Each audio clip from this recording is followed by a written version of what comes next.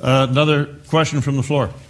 Tom, my question is, like you mentioned earlier, you started off as a busboy, and I also read an article where it said that, when you started working with your dad, you actually worked on the site and started at the bottom.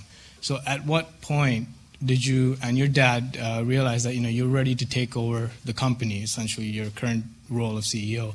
And also, besides the great math test, what are the factors that influence that decision-making? Well, how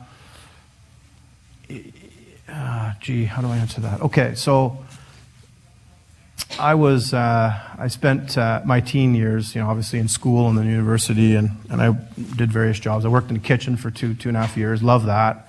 My dad wanted me to learn how to build, so at 16 I got a really bad car when I got my driver's license, and was told to go to work on a job site, and went and did that, and I hated that because I loved being in the kitchen and loved cooking with the guys there, but I went kicking and screaming.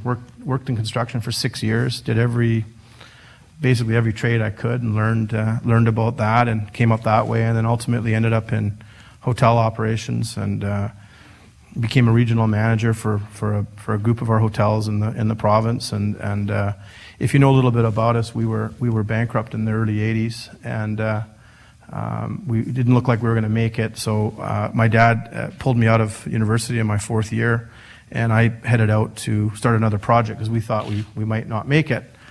And so I headed out on that, and so I had to grow up pretty quickly. And I remember in my 4th year of school going to court and listening to see if the judge would give us another week or 2 or 3 to try to get our plan together. And so it was. I grew up fast, and fortunately we were able to make it, and came out of that, and albeit a pretty weak balance sheet in those days, and so we just gritted our teeth and worked our hearts out. And so I did that in my early 20s, and finally by I think 23 or 24 I was given day-to-day control of the hotel division, and then by 26 or 27 I was promoted to president of Northland. So I certainly got there a lot sooner than I thought I might, but all due to lessons learned by him, and all the time all the chances he gave me an opportunity to learn. And so I don't know, certainly sooner. Some of it was necessary for a bunch of reasons, but ultimately I don't think my dad would have done it if he wasn't confident that he could keep giving me more and more responsibility. But when I look back at it now,